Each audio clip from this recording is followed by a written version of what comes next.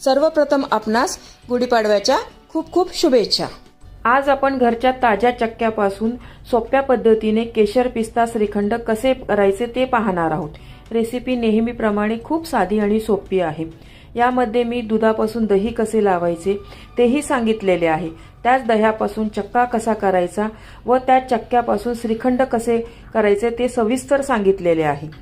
यामध्ये जो चक्का बनवलेला आहे त्यापासून आपण वेगवेगळ्या फ्लेवरचे श्रीखंड बनवू शकतो, जसे केशर पिस्ता श्रीखंड, राजभोग श्रीखंड, आम्रखंड, इलायची श्रीखंड, मिक्स फ्रूट श्रीखंड, अंजीर श्रीखंड असे अनेक फ्लेवरचे श्रीखंड बनवू शकतो।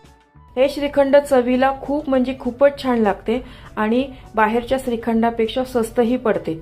नवीन शिकणारेही सहज बनवू शकतील इतकी सोपी रेसिपी आहे।